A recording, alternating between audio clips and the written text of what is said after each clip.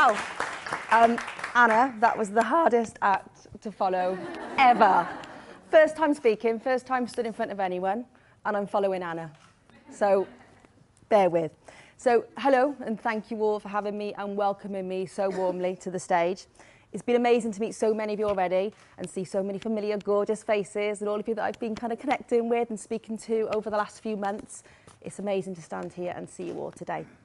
So before I start, I am going to use notes. So I'm going to buck the trend a little bit on this one. No one else is using notes, but I've been informed by Anna. She did use notes in the first year of her speaking career. So I'm going to take that as a good sign and go with it. So before I start, I wanted to share with you a really short story about today.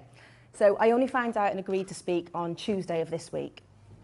So I didn't have much time at all. Hugely outside of my comfort zone. And as soon as I said yes to Raymonda, I literally said yes and no, I think, in the same sentence.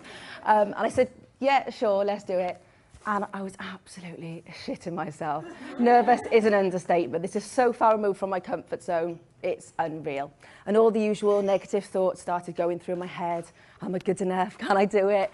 Who am I to stand here and share my story? Who's actually going to be interested in listening to my story? And I thought, I'm going to go and tell my children, get a bit of a boost from them and see what words of wisdom they have to share with me.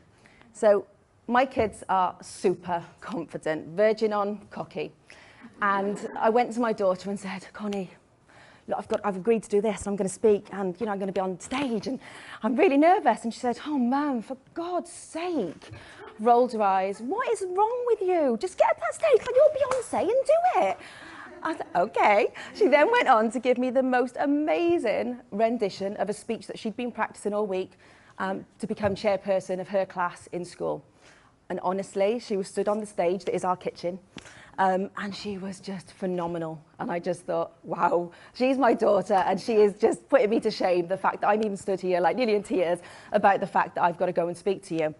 So next, I went to my 11-year-old, verging on arrogant son, and I told him the same.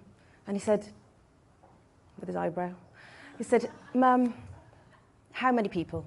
I said, well, 80 to 100 people. Are you kidding me? I got asked today to stand up in assembly with just 4 other people in front of the whole school, and that was 220 people. And you've got warning. It's not till Saturday. He said, so until you've got to speak in front of 200 people, come back to me, then we'll talk. So I was firmly put in my place by my 9 and 11-year-old children. And I figured if they can do it with such conviction and such confidence, who am I to go home today and say that I just ballsed it and I decided to run home in the middle of it before even getting up here. So I'm here giving it my first shot, and that's all I can promise. So thank you. So for those of you that don't know me, I'm Katie Colella, and I'm a business mentor and sales funnel strategist, working with women in business, helping them get from where they are to where they want to be, filling in those tech and mindset gaps. And I started my entrepreneurial journey many, many years ago when I was 18, and I bought a sandwich bar business. That grew over the couple of years, I think it was 3 years in total, to a couple of shops, a catering business, and a delivery round. And I absolutely loved it. I loved being my own boss.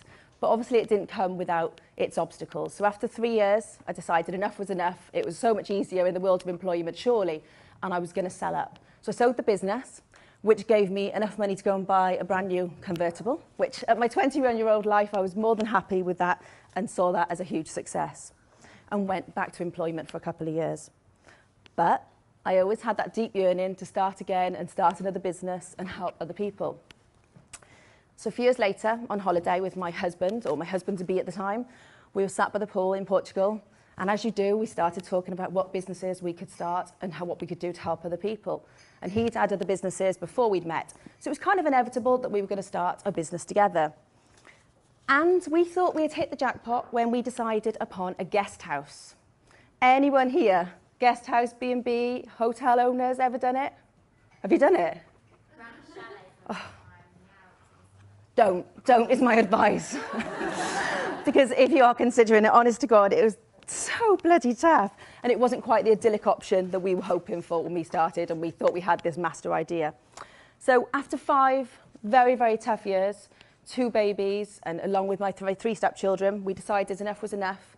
It was time to sell up, move on, and try something else. So we accepted an offer on the guest house, which took 9 months to complete, 9 months of just hell, as you can imagine. And we went back to a house that was about a quarter of the size, just to kind of pause and take stock of what was happening in our lives. My husband was in full-time employment, but for me, it had to be another business. There was no other option.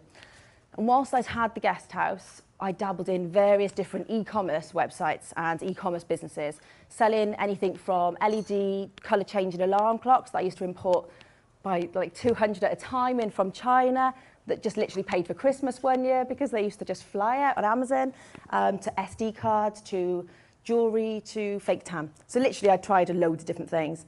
So e-commerce seemed the obvious choice for me. So after much research, I decided upon home and giftware because it was something I was quite passionate about and I liked all the home and giftware pretty bits and pieces. So shabby chic and vintage items was where it was at. So this business grew really, really rapidly, took us from a smaller house to another house, a unit, another unit, and it was just literally going at the speed of light. It took us to China on a business trip where we were looking at manufacturing the products for ourselves, importing them for ourselves, where we had a Chinese office set up, and everything was going great guns. I won a Mumpreneur Mother in Business Award, which was amazing and totally unexpected, and it was also during a time I decided to go to university for the first time. I think I was about 33, 34, so quite a mature student. And I was studying a foundation degree in social media. So I think combined with running the business and organically growing this business through social media, through email marketing as the main marketing tools, and going to university was where my love of social began. So at this time, I'd had the business 5 years. I had amazing following in social media, a huge list. I had a fab multi-six-figure turnover with the business, a great bottom line, but something in me just didn't feel right. I'd lost the love of the business and I'd really lost my own mojo, and I just knew it wasn't working anymore. So I hid this for ages from my husband and sent him an email in the end saying, I've got something to tell you. I'm really not happy. I hate the business. And he phoned me up. And he said, I'm eating some chicken wings. He was working away at the time. And I said, oh, okay. And I was thinking, thank God for that. He hasn't opened the email. Yeah, it's really nice chicken. I've read your email. Okay. Obviously, just like hyperventilating. And without going into too much detail, he just supported me every step of the way and said, right, let's sell it and move on. No point staying there if you're unhappy anymore. So I listed it on a for sale website. Luckily, I had around 40 inquiries.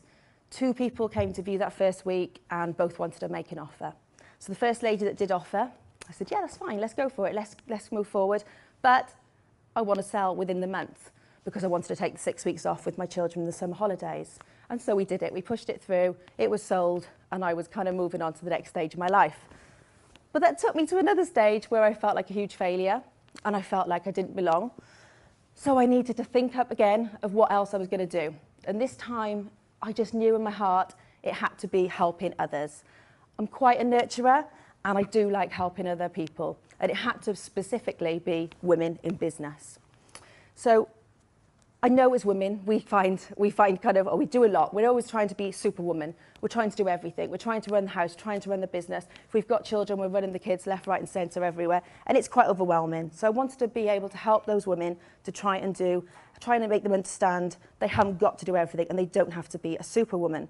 So I started off a virtual assistant business, which pretty quickly, organically kind of shifted into business mentoring as I realised that lots of people were asking for my advice and we were talking strategy, we were mapping out certain things in business, and it was stepping away from the VA. I think 3 people one week said to me, why aren't you coaching or mentoring? So I took it as a sign and I just kind of went with it.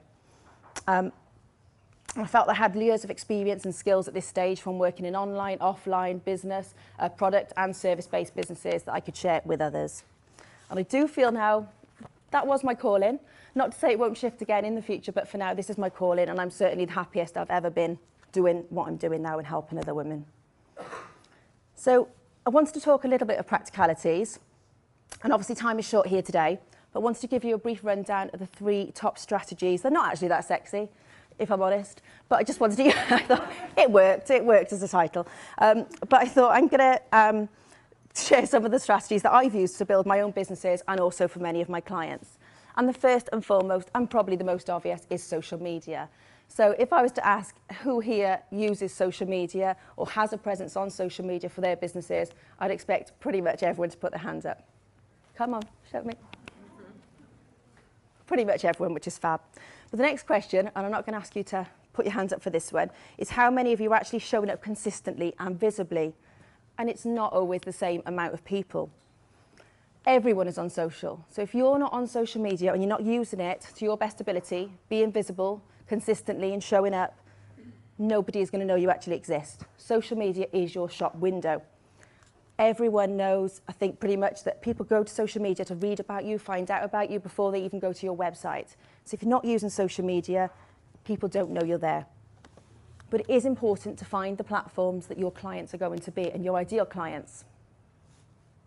I don't really need it. I've got notes. Oh, honestly, I'm fine. Yeah, it's fine. So I'm not going to go through all the different social media platforms with you, but I just want to mention Instagram whilst I'm here because it is huge. And if you believe your ideal clients are on Instagram, then do get on it if you're not already and utilise it. And again, stay visible and stay consistent because it is, in my opinion, the best platform that is out there. It's growing the fastest, it's the sexiest platform, and it is the place to be. And it's a collection of all those, the best bits of all the other social media platforms. So they've got the feed from Facebook, that is obviously the feeds on Instagram. They've got the stories and filters that are very similar to those on Snapchat.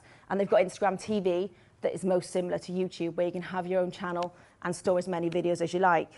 So they've taken all these best bits and put them into one amazing platform. So I won't harp on any more about that. So when I say consistent, what do I mean by being consistent? It pretty much means showing up at least daily on at least one platform. I speak to so many people that show up religiously for a week, then they disappear for a couple of days, then they'll get a holiday selfie, and then they'll go quiet again. And if you're not going to do it consistently, honestly, there isn't much point in even starting. You have to be visible, because if people can't see you and you're not shouting your own name from the rooftops and telling people how amazing you are and how wonderful you are, how else are they even going to know you exist? You have to be putting yourself out there constantly and telling them how you want to work with them or how they might want to work with you. Which takes me to being you, which is the most obvious thing, but the most important thing I could ever tell anyone, and that is to be you. Do what you enjoy, do what works for you. But I will mention video, and a few people have already mentioned video. If you do love video, utilise it, because it is the growing kind of content stream, and by 2020, 80% of online content is going to be video. So if you don't yet love video, go and love it. Start practicing, find yourself a buddy, get an empty group and just practice until you feel comfortable. My personal advice, I never watch myself back on video, ever. Because I will sit there and I'll say, oh my God, my hair's grey and oh, I've put some weight on and all the usual crap that you tell yourself. So I never watch myself back and it works for me. So people buy people, which means people buy you. There are a million other people doing everything that we do day in, day out, but we are our own unique superpowers. So stand in that power and keep showing up as you. So the next, oh, thank you, I've got my own personal little clicker. So the next strategy is email marketing. And I think loads of people kind of believe that email marketing is dead. I don't believe it's dead. I do believe it's evolved and it's changed. 85% of people will read or send emails, and 99% of people will check those emails daily. I know I check them constantly, at least 10 times a day. So it isn't dead because we're all still looking for our emails and checking what's in there. So email marketing is basically the sending of emails to people that have agreed to be marketed to. But it's not just about marketing, it's about nurturing. I think that email marketing needs to be used as part of a wider strategy along with social media and really nurturing our clients. And it's also really important to grow our list as it's the only thing that we own. We don't own Facebook or Instagram, and that can all change overnight, but we're still going to own our list. So years ago, when I worked in sales, we were always taught that there were 7 to 12 touch points before anyone purchased from us, whether it be service or product. I think it's probably edging closer to around 20 in this day and age, and I've read an article to suggest something similar recently. And I know 20 sounds like a lot, but when you break it down and look at the way that we engage with people and we follow the brands that we like across the social media platforms, if there's 1 or 2 posts per day on Instagram and an email a week, you're getting pretty close to that 20 pretty quickly. So what exactly do I mean by nurture? So to nurture our clients are to give them value and content and value that they want to see, that they want to receive, that is interesting to them. Something else I wanted to mention was telling people what we can help them with and about selling. I don't know how many of you watched the Denise Duffield-Thomas video about the difference between men and women and how they sell. And if you haven't, go on YouTube, it's amazing. And she just talks about how differently we sell. And as women generally, we hold ourselves back, and we don't stand up from the rooftops kind of saying, look at us, and we tend to shy away from even selling or even taking money from somebody, and we're just there to, yeah, I'll do that for you, it's fine, and, oh, no, I don't need paying. So you have to be aware that you have to sell, because if you're not selling, again, how are people even going to know they can work with you? So something else we have to do in our sales, in our social media, and in our email marketing is position ourselves as the expert, and we can do this using social proof. So we can share testimonials, client love, feedback, anything that backs up who we are to show that we're amazing and that other people know, liked and trusted us enough to work with. And again, something else that women aren't so great at, and it's been touched upon by quite a few of the other ladies today, is sharing our achievements and wins. And again, we kind of shy away and think, oh, it's embarrassing, and who am I to share that? And people will think I'm big-headed and so forth. Actually, it just inspires. When some of you shared your wins today, I didn't sit there thinking, what a show-off. I just was sat there thinking, full of admiration and inspired by all these women. And again, someone else, I can't remember who, mentioned storytelling, the power behind storytelling, and how by resonating with somebody and sharing your experiences makes you so much more relatable. And the minute I kind of accepted that, because I'd heard it loads and loads of times over and over, storytell, I was like, yeah. And I never took action on it. But the minute I did, I had the most interaction that I'd ever had on my website, in my emails, on my social media. I signed a client or two that same day. It was crazy. So just be aware of the power of storytelling. And another thing, and I'm testament to this, don't feel you have to be perfect. It's good to show vulnerability, and it's good to show you're a human. No one wants polished and perfection. Some might, but on the whole, raw and real works for everybody. We all make mistakes, and just share these with your audience the same way you would as your wins. Share how you overcame these problems or your bad days, share your solutions, share what you learned from it. And by doing that, you're most relatable. So ask questions, be relatable, like I said, and engage. And the final strategy that I wanted to share with you that I've used throughout my businesses and again for clients are sales funnels. So a sales funnel is the process of a business taking somebody through from literally finding out you exist right through to hopefully deciding to work with you. So it's all automated, works in the background, and the idea being once you've set it up once, it continues to work for you. So sales funnels work very much hand in hand with the other two topics of social media and email marketing, and they're both a huge, huge part of successful strategies I've used for myself and clients. Sales funnels don't have to be boring, they don't have to be techie, they don't have to be complicated. They're actually something to get super excited about because they're an opportunity to grow your business. So the benefits of sales funnels, they can help grow your list. And remember, we spoke about how important it is to own your own list. Visibility, again, we've spoken numerous times about visibility and how important it is to put yourself out there. To increase your leads and increase your clients and sales. And obviously, at the end of the day, we're all in business to make sales. So what exactly is the sales funnel process? We've all been through 1 or 20 sales funnels in here without even realising it maybe. And the basic process is an opt-in form on a landing page. Somebody gives you their email address, you give them something of value or content, freebie, whatever it may be. They get sent to a thank you page with a call to action where you then go and give them a link to your group to try and push your group or your Instagram channel, whatever it may be. That then flies off in the background across to your email marketing platform such as ActiveCampaign or MailChimp, and you then nurture that client. The first email gets triggered and you send them that first freebie that you've promised them on the landing page, and you then nurture them in a course of future emails. So we send them more content. We share our story with these people that have opted into this freebie. We tell them our values, our belief, our why, our passions, and why it is we do what we do. We share more social proof. We give them testimonials and feedback of people that have worked with us and have enjoyed working with us. And then we tell them how we can help them. So we sell and we tell them what we can do, how we can help solve their pain points, their problems, and give them the solutions that they're looking for. And we use Facebook ads and Instagram ads to send over paid targeted traffic, on social media to send over organic traffic. So for me, all three, social media, email marketing and sales funnels, work together perfectly to reach and attract your ideal clients. I've seen them work over and over again. But I hope these three simple strategies make you realise too that there is no secret sauce to being a successful business owner. You've heard from loads of different women and you've had loads of different advice. There are many, many different strategies and methods you can use and try, and it's important to always be authentic and do what works for you. Being in business is tough at times, but it is also the most rewarding thing, knowing that the success lies within you. We all have the power to achieve, and I won't get into mindset because it's been covered in much detail, but in order to be successful in business, I believe we need to show up and be visible, be consistent, be where our clients are, take action, and be you. Be happy, be bright, and be you. Thank you very much.